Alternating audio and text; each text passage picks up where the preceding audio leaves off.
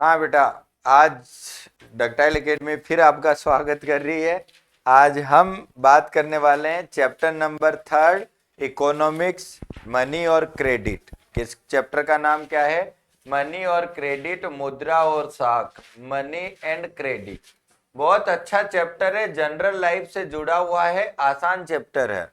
ये चैप्टर ऐसे हैं इकोनॉमिक्स के जो स्कोर करवा सकते हैं आपके, तो आपको इनको शॉर्ट शॉर्ट में आपको याद कर लेना है। पहले हम बात करते हैं कि पुराने टाइम पर दो सिस्टम चलते थे। एक सिस्टम था जिसको बोलते थे हम बार्टर सिस्टम। क्या कहते थे? Barter system. बार्टर सिस्टम का जस्ट सिंपल इतना मतलब होता है कि वस्तु के बदले वस्तु, चीज के बदले चीज। अगर आपके पास सूज है तो आप गेहूं ले सकते हो, आपके पास नमक है तो आप गेहूं ले सकते हो, या नमक के बदले गेहूं, गेहूं के बदले नमक। ऐसी चीजें जो चलती थी उस सिस्टम को हम कहते थे बार्टर सिस्टम। क्या कहते थे? Barter system. और बार्टर सिस्टम का एग्जाम्पल ध्यान रखना है, चीज के बदले चीज, exchange of goods without the use of money. बिना पैसे चीजों का आदान प्रदान करना क्या कहलाता है? Barter system. वस्तु विनिमय। क्या होता है? वस्तु विनिमय। एक्सचेंज ऑफ गुड, डेफिनेशन क्या लिखोगे? Exchange of goods and service without use of money. Without use of money, बिना पैसे के चीजों का लेन देन करना क्या कहलाता है? बार्टर सिस्टम पुराने टाइम पर चलता था। अब एक और समस्या आती है कि अगर दोनों पार्टी एग्री है कुछ लेने और देने में, तो दो पार्टी एग्री है कुछ प्रोडक्ट को सेल करने और बाय करने में, और एग्रीमेंट है उनके पास, तो उस सिस्टम को कहते हैं हम double coincidence of want. Double coincidence of want. Coincidence of want जिसको बोलते हो दोहरी चाहत। मतलब इसकी डेफिनेशन क्या आएगी? अगर if a person agree to buy और सेल, अगर कोई व्यक्ति एग्री है कुछ चीजें खरीदने और बेचने में, then he can exchange the thing. He can exchange the thing, मतलब वो चीजों को क्या कर सकता है? एक्सचेंज कर सकता है, बट वो दोनों क्या होने चाहिए? एग्री होने चाहिए। आप दोनों की चाहत को पूरी कर लो, आप जो लेना देना है वो कर सकते हो, कोई दिक्कत नहीं है, बट सामने वाले को मनाना पड़ेगा। अगर गलती से ये एग्रीमेंट नहीं हुआ तो बहुत बड़ी समस्या आ जाएगी ना। तो ये डबल कोइंसिडेंस वांट की समस्या को सोल्व करता है मनी। क्या सोल्व करता है? मनी। मनी को हम मानकर चलते हैं मीडियम ऑफ एक्सचेंज। क्या मानकर चलते हैं? Medium of exchange. Medium of exchange. Money solve the problem of double coincidence of want. Money solve the problem of double coincidence of want. Double coincidence of want. दोहरे चाहत की समस्या को कौन सोल्व करता है? मनी। और मनी को हम क्या मान सकते हैं? Medium of exchange. क्यों मानते हैं बेटा? मध्य का काम कौन कर रहा है? मनी। क्यों? आप ऐसे एग्जाम्पल समझो कि अगर आपके पास में वीट है, गेहूं है, और गेहूं से आपको बदलने हैं क्या? सूज। क्या बदलने हैं? अगर मान लो आपके पास गेहूं है बट आपको सूज नहीं चाहिए, तो फिर क्या करोगे? पहले गेहूं को किस में बदलोगे आप? मनी में। फिर आप चाहो तो सूद लेकर आओ, चाहो तो जो मन करे वो लेकर आओ। आपके पास क्या आ गया है? पैसा। तो इसीलिए इसको मीडियम ऑफ एक्सचेंज, मीडिएटर का रोल निभाती है मनी। इससे सब खरीद सकते हो आप मनी को, और मनी की अलग अलग फॉर्म होती है जिसको बोलते हो एज ए करेंसी। क्या बोलते हो? करेंसी, जिसको बोलते हो मुद्रा। जो भी देश होता है उस देश की जो गवर्नमेंट है उसके आधार पर ही पैसे छपते हैं। भारत के अंदर पैसे छापने का काम कौन करता है? आरबीआई। कौन करता है? RBI, reserve bank of India. Bharat में पैसे छापने का काम कौन करता है? देखो पुराने टाइम पर आपको देखा होगा गाय भैंस बकरियों को ही हम पैसा मान लेते थे। जो चीज चाहिए आप उसको गिरवी रख के आ जाओ। सोने के सिक्के चलते थे गुप्ता काल के और इनके। बट आजकल की मॉडर्न फॉर्म अलग है, पुरानी फॉर्म अलग है। पुराने टाइम पर तो आप गेहूं को भी एज ए मनी मान लेते थे, आप मीडियम ऑफ एक्सचेंज मान लेते थे कि आज आप हमारी बकरी ले लो, हमें कुछ खाने के लिए दे दो, जब हमारे पास वापस दे दूंगा इस चीज को तो मेरी बकरी वापस दे दे। तो ये चलता था पहले। तो पूछा जाता है modern form of currency, modern form of currency कि आधुनिक जो है मुद्रा का जो रूप है वो बता दो भैया। पहला पेपर नोट है क्या? कागज की करेंसी है क्या? तुम एक यूज बता दो। मैंने बोला कि 2000 के नोट बंद है, उस 2000 के नोट बंद होने के बाद उस कागज का यूज कर दो, बता दो आप, बता। हाँ, अगर मैंने बोला कि 2000 रुपए के नोट बंद हो गए आपके, तो उस 2000 रुपए के नोट का क्या करेगा? बंद हो गया ना, हो तो बैंक वाले ने भी मना। क्या बेटा, उस पे दोबारा प्रिंटिंग नहीं होती है। क्या बना दो? दोने नहीं, उसको फोल्ड कर लेगा। क्या कर लेगा? दोने बनाएगा, फोल्ड कर लेगा। तो पुरानी करेंसी का यूज था, आज की करेंसी का कोई यूज नहीं है। आज की करेंसी का कोई फिजिकल यूज नहीं है। पुरानी करेंसी लोहा होता था, उसको शेप में लेकर और कुछ यूज कर लो, तांबे को यूज कर लो, गोल्ड को यूज कर लो, अभी नहीं है। तो मॉडर्न फॉर्म में पेपर नोट और कॉइन्स, पेपर नोट और कॉइन्स, यह मॉडर्न फॉर्म मानी जाती है। भारत के अंदर on the behalf of, on the behalf of, on the behalf of government, सरकार के बिहाफ पे भारत में पैसे छापने का काम कौन करता है? Reserve bank of India, RBI. मतलब बैंकों के पापा कौन है? आरबीआई। ध्यान रख लोगे आप, रिजर्व बैंक ऑफ इंडिया। फिर रिजर्व बैंक ऑफ इंडिया जो है वो और भी मॉडर्न फॉर्म ऑफ करेंसी मानकर चलता है। तो एक पूछा जाता है डीडी, क्या आता है? Demand deposit. क्या होता है? Demand deposit. कुछ नहीं है, आपका बैंक में अकाउंट है, उस बैंक से इंस्टेंट डिमांड पर विड्रॉ करना, पैसे निकालना, अपनी इच्छा से बैंक से, अपनी इच्छा पर बैंक से पैसे विड्रॉ करना, क्या कहलाता है? डिमांड। मांग पत्र, क्या बोलते हो आप? मांग पत्र। Withdrawal on, withdrawal, withdrawal of money on demand, on demand, है ना? अपनी इच्छा से बैंक से पैसे निकालना, from account, from bank account. ठीक, इस तरीके की चीजें पूछी जाती है। उसके बाद पूछा जाता है चेक। क्या पूछा जाता है? चेक कुछ नहीं है, चेक एक पेपर है, कागज है। जो मैं कहता हूं कि तेरे को 3 करोड़ का चेक दूंगा मैं, तो मैं मेरे खाते में से मेरे बैंक को ऑर्डर दूंगा। देखना, ये एक बैंक है, मैंने इस खजूर को बोला ये बैंक है, इस बैंक में मैंने बोला कि ये बैंक पहले तो मुझे एक चेक बुक इश्यू करेगा।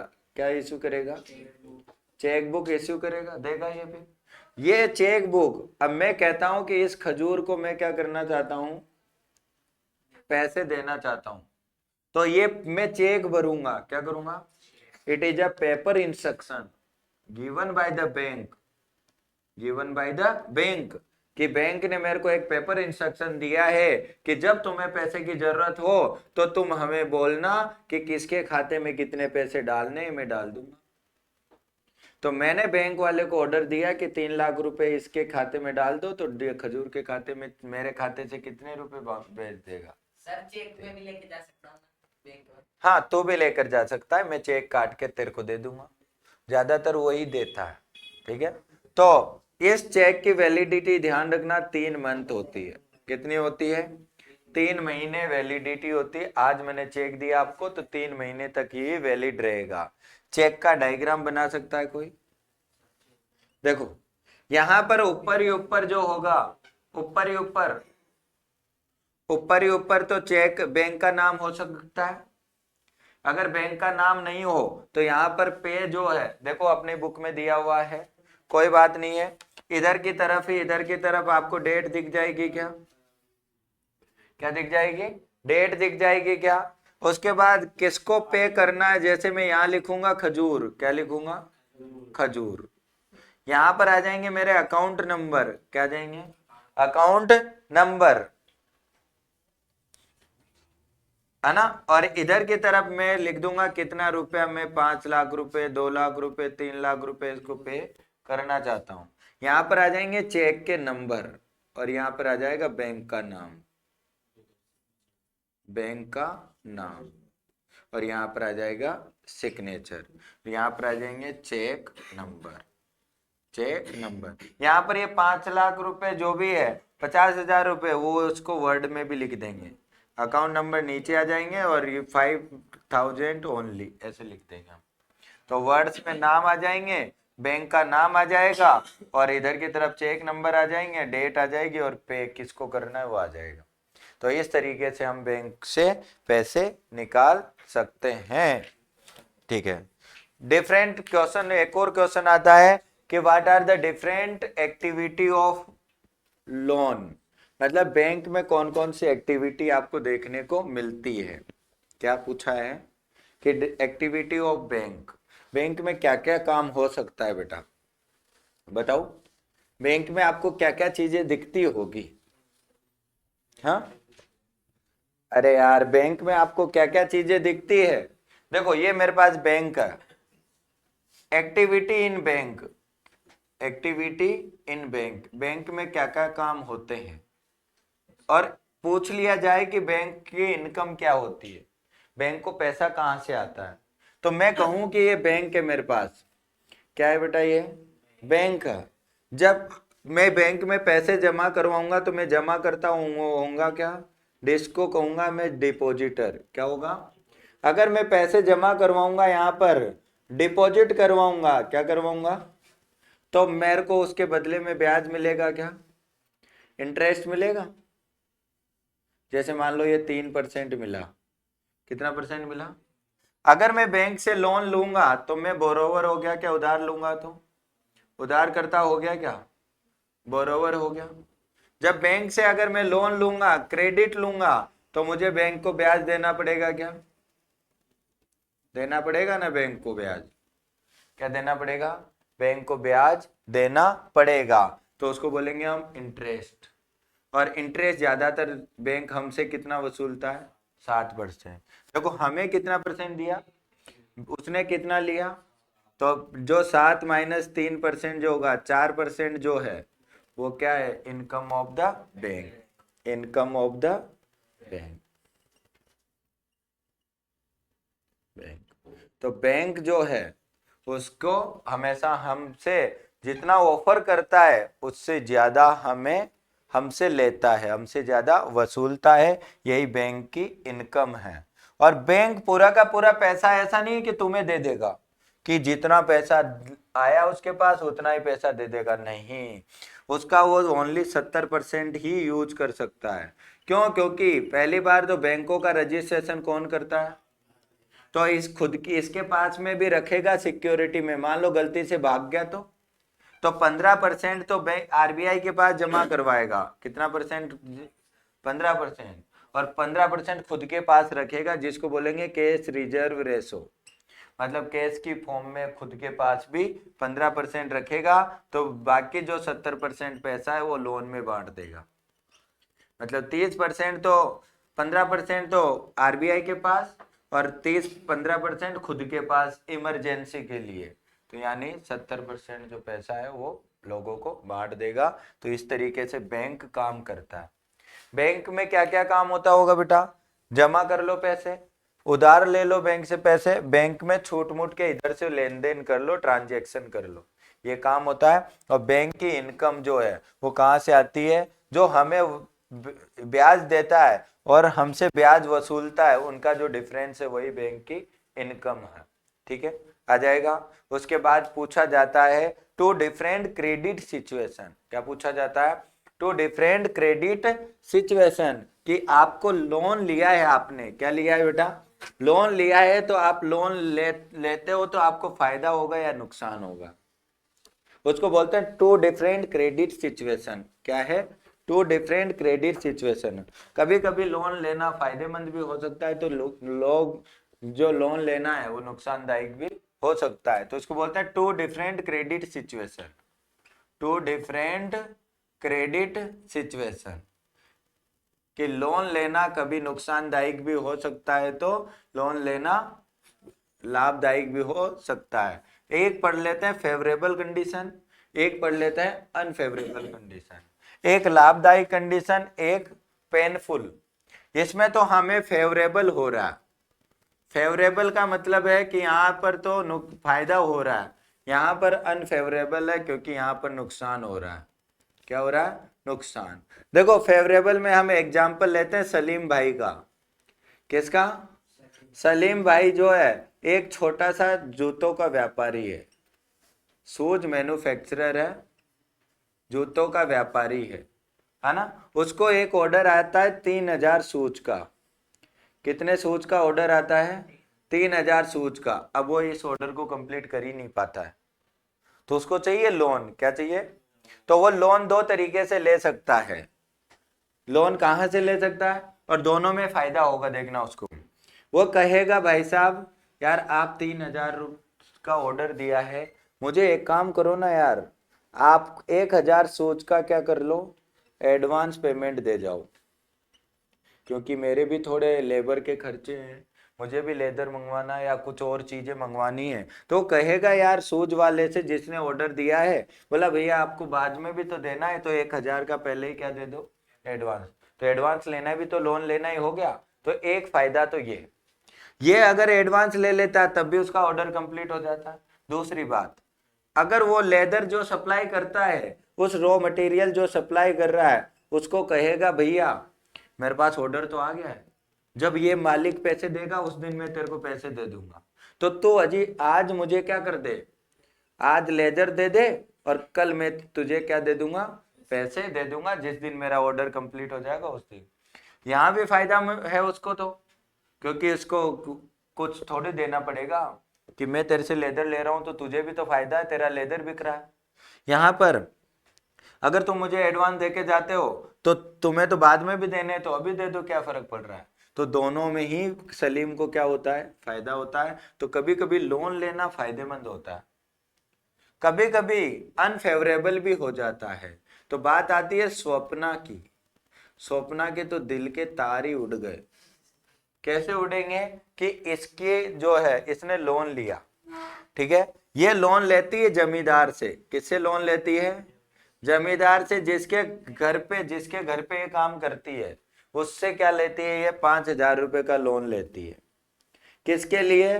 क्रॉप के लिए, फसल के लिए, कि इस बार फसल अच्छी खेती करेगी, कि इसके लिए इसको चाहिए बीज चाहिए, क्योंकि लक्ष्मी के फैमिली में पैसे चाहिए थे, तो ये बीज लाना है, फर्टिलाइजर्स लाना है, ऐसी चीजों के लिए इसको लोन चाहिए था।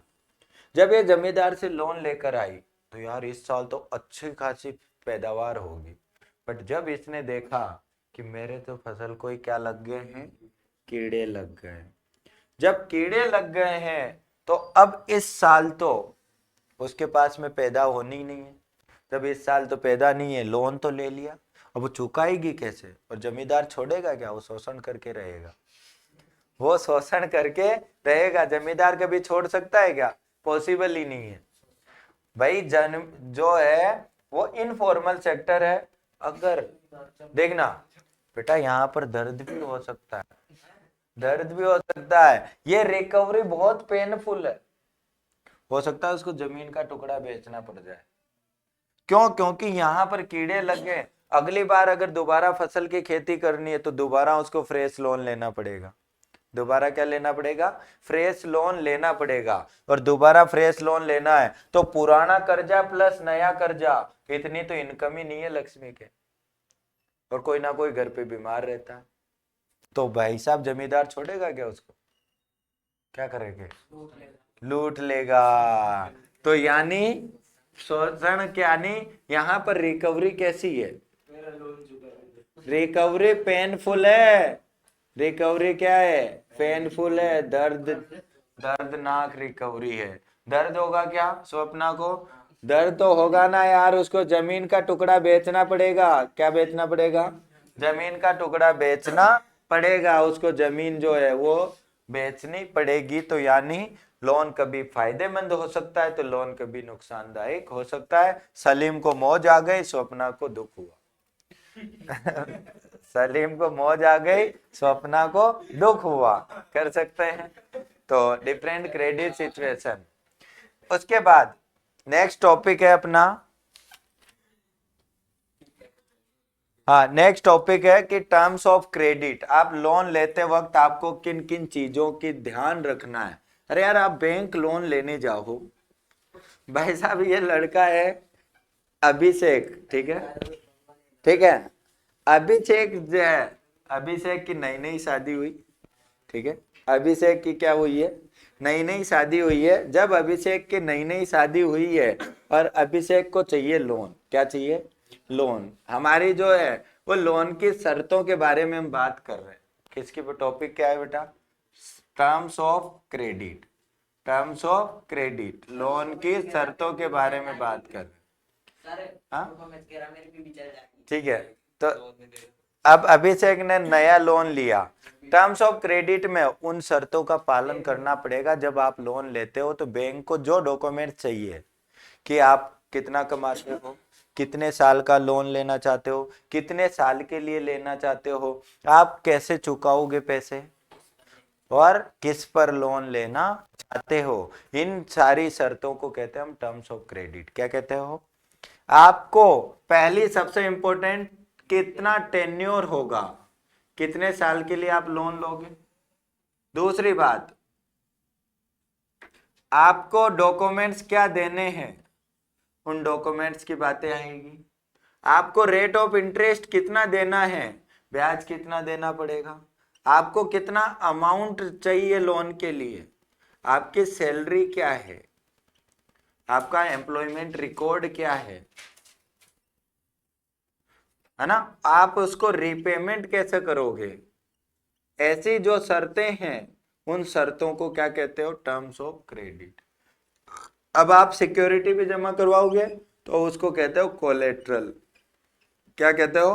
कोलेट्रल। ये है हमारे पास ऋण पत्र, मतलब कोलेट्रल मतलब सिक्योरिटी डॉक्यूमेंट्स। जैसे मैंने कहा कि अभिषेक लोन ले रहा है अपनी शादी पर, है ना, किस पर ले रहा है?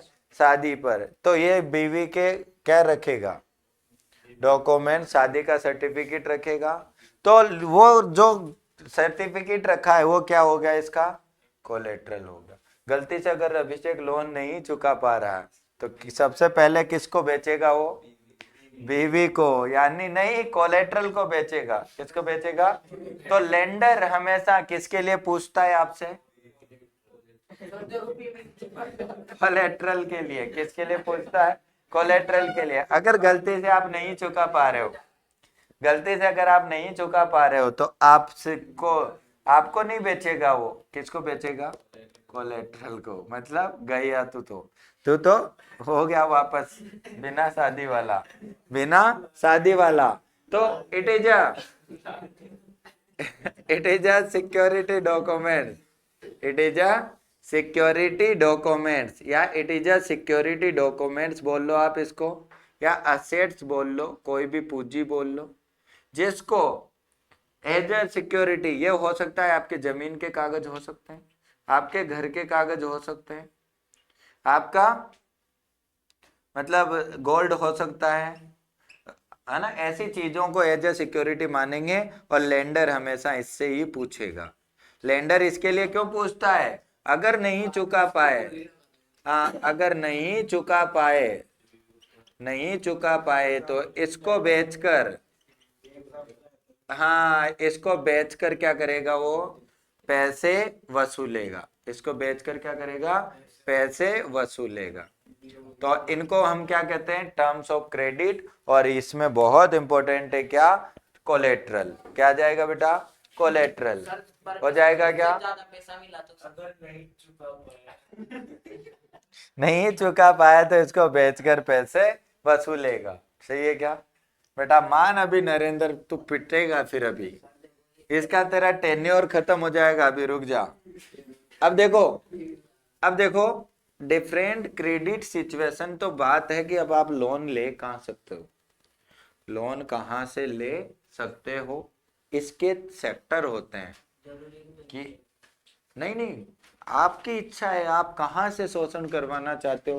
बैंक में शोषण कम होगा और बाहर से लोगे लोन तो वहां पर शोषण ज्यादा होगा। डिपेंड करता है आप कौन से भाई औपचारिक से लेना चाहते हो अनौपचारिक से।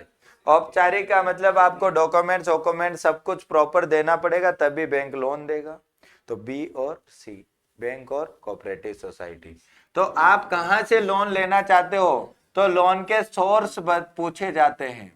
Different source of credit, different source of credit. अगर आप लोन के सोर्स की बात करो तो या तो आप ले सकते हो फॉर्मल सेक्टर से या आप ले सकते हो इनफॉर्मल सेक्टर से।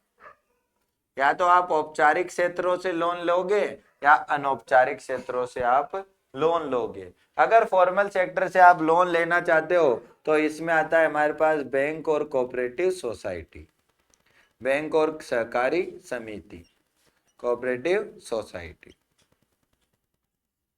इसमें आएगा अपने दोस्त, फ्रेंड हो गया, रिलेटिव्स हो गए,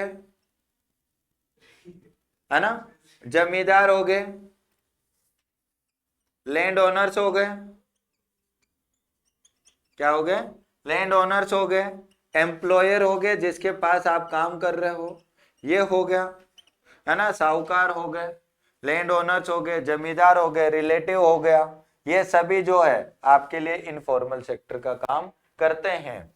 देखो फॉर्मल सेक्टर में आपको सिक्योरिटी चाहिए, क्या चाहिए, सिक्योरिटी डॉक्यूमेंट चाहिए, यानी आपको क्या देना पड़ेगा, इसमें कोलेटरल देना पड़ेगा। इसमें कोई कोलेटरल की जरूरत नहीं है। इसमें रेट ऑफ इंटरेस्ट, ब्याज कम लगेगा, क्या लगेगा, ब्याज कम लगेगा, और इसमें ब्याज ज्यादा लगेगा। सही है क्या? इसमें आपको टेन्योर मिल जाएगा कि आप जब पेमेंट करोगे ना तो टाइम मिलेगा आपको, इसमें टाइम मिलेगा और इसमें कम मिलेगा। इसमें आपको दर्द नहीं होगा, अगर नहीं चुका पाए तो वो जो आपने कोलेटरल जमा करवाया ना वही बिकेगा। इसमें तो आपका और भी कुछ ले सकता है वो, मतलब इसमें तो दर्द, इसमें हो सकता है आपका हरेसमेंट ना हो, इसमें हरेसमेंट और एक्सप्लॉइटेशन शोषण कुछ नहीं होगा, इसमें होने के चांस है। तो फॉर्मल सेक्टर यानी आपको किन को, लोगों को बचाना है यहाँ पर भी इनफॉर्म। वहां पिछले चैप्टर में हमने अनऑर्गेनाइज सेक्टर को बचाया था, तो यहाँ पर किसको बचाएंगे हम, इनफॉर्मल सेक्टर को, अनौपचारिक को। क्यों? क्योंकि ये तो रूल्स रेगुलेशन है। अब इनको कैसे बचाओगे आप, इसका दायरा बढ़ाओगे क्या? जो अमीर लोग है ज्यादातर लोन कहाँ से लेते हैं, 90% यहाँ से, तो आपको इनको भी दायरा बढ़ाना पड़ेगा, इनके लिए भी कुछ ऐसा क्रेडिट अरेंजमेंट करना पड़ेगा जिससे इनका शोषण ना हो। इसका दायरा बढ़ा दो या इसके लिए सिक्योरिटी को कम कर दो, भाई ये सिक्योरिटी ज्यादा है तो उस सिक्योरिटी को कम कर दो, या इनके लिए ग्रामीण बैंक सेटअप कर दो, क्या कर दो, ग्रामीण बैंक सेटअप कर दो। यहाँ पर सबसे गांव में सबसे सस्ता लोन कहाँ से मिलता है लोगों को, कोऑपरेटिव सोसाइटी, सहकारी समिति से। सहकारी समिति के बारे में पूछा जाता है बेटा कि सहकारी समिति होती क्या है, कुछ नहीं है, गांव के अंदर बहुत सारे किसानों का ग्रुप होता है, ये कुछ पैसा इकट्ठा करते हैं, एक पूल में नहाते हैं, और जब इनको लोन चाहिए तब वो पैसा लोन उठाकर लेकर आते हैं, और 1 बाय 1 टर्न आता है। जैसे मान लो 2300 मेंबर है सोनपुर बिहार में, तो स्टार्टिंग के 1000 मेंबर को पहले साल लोन मिलेगा, फिर आने वाले अगले साल 1000 को मिलेगा, फिर उससे अगले साल 2300 या इनको मिलेगा, ऐसे टर्न बाय टर्न चलता है। ये जो कोऑपरेटिव सोसाइटी वो अलग अलग प्रकार की होती है, कोऑपरेटिव सोसाइटी अलग अलग। कृषक कोऑपरेटिव सोसाइटी आपने सुना होगा, किसानों की, लेबर की होती है, इंडस्ट्रियलिस्ट की होती है, महिलाओं की हो सकती है, काम करने वाले लोगों की हो सकती है। तो अलग अलग तरीके की आपको कोऑपरेटिव सोसाइटी देखने को मिलती है। गांव में सबसे सस्ता लोन कहाँ से मिलेगा आपको, सहकारी कोऑपरेटिव सोसाइटी से। इसमें आपका एक्सप्लॉइटेशन होने के चांस है, तो यानी कोऑपरेटिव सेक्टर का आपको दायरा बढ़ाना चाहिए। क्या करना चाहिए? कोऑपरेटिव सेक्टर का आपको दायरा बढ़ाना चाहिए। उसके बाद आपको देखा हो गांव में क्या है कि सबसे इंपॉर्टेंट जो टॉपिक है, गांव में आपके पास में जब सिक्योरिटी डॉक्यूमेंट्स ही नहीं होगा तो आप लोन कैसे लोगे? तो पहले एक बात तो मैं ग्रामीण बैंक वाले से पहले बात कर लेता हूं। देखो ये क्वेश्चन टॉपिक कंप्लीट हो जाएगा कोऑपरेटिव सोसाइटी। देखो कोऑपरेटिव सोसाइटी में बहुत सारे किसान क्या होते हैं? मेंबर होते हैं। अलग अलग तरीके की कोऑपरेटिव सोसाइटी होती है। गांव में सबसे सस्ता लोन का सोर्स क्या होता है?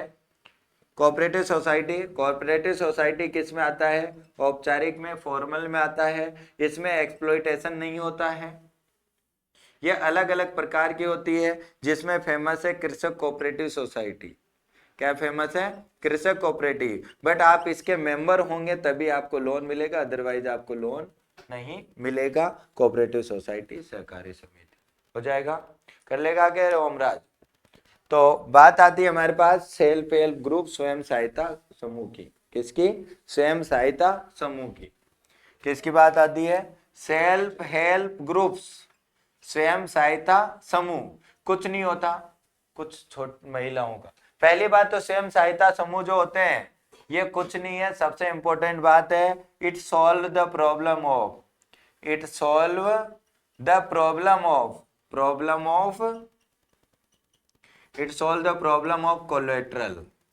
कोलेट्रल की समस्या को क्या करता है? ये खत्म करता है। क्योंकि गांव में सबसे बड़ी समस्या ही क्या है?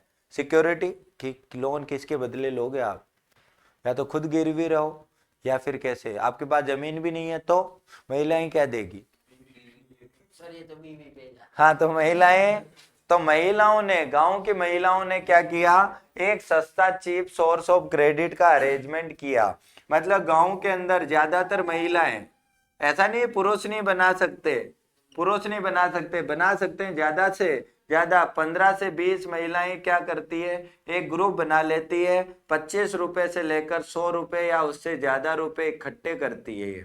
ये मंथली भी कर लेती है और वीकली भी कलेक्ट कर लेती है। जब ये 2 से 3 साल पुराना हो जाता है तो ये बैंक से लोन ले लेता है। कहाँ से लोन ले लेता है? तो इसके सारे के सारे डिसीजन जो है वो कौन लेते हैं? मेंबर सारे के सारे डिसीजन लेते हैं। यहाँ पर एक और जो चीज है वो पता है क्या है? कि ये जो कोलेट्रल है, ये जो सेल्फ हेल्प ग्रुप है, महिलाओं को सेल्फ डिपेंड बनाता है।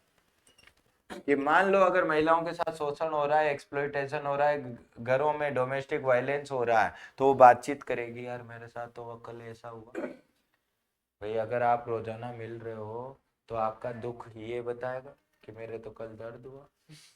तो ऐसे जो चीजें हैं, तो एक दूसरे की समस्या का निवारण कर सकते हो आप। क्या हो सकता है? एक दूसरे की समस्या का। महिलाओं को सेल्फ डिपेंड बनाता है। महिलाओं को सिलाई मशीन लानी है, महिलाओं को कोई बकरी लानी है, तो छोट मोट के पैसे कहाँ से ले लेंगे? यहाँ से।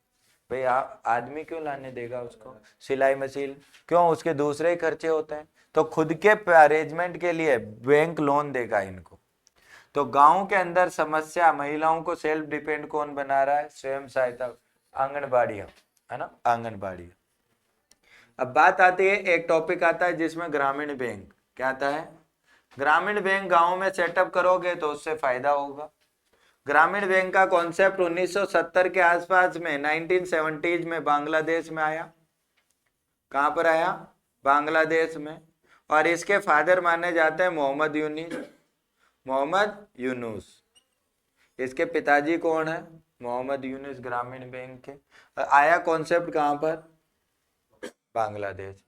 1970s में आया। पहली बार इसको पीस के अंदर, शांति के अंदर नोबेल प्राइज मिला 2007 में। नोबेल प्राइज कब मिला इसको? 2007 में। इस बार बोर्ड के सैंपल पेपर में डाला हुआ है ये क्वेश्चन। मोहम्मद यूनुस का 1970 में बना, बांग्लादेश में बना, और मोहम्मद यूनुस इसके पिताजी है।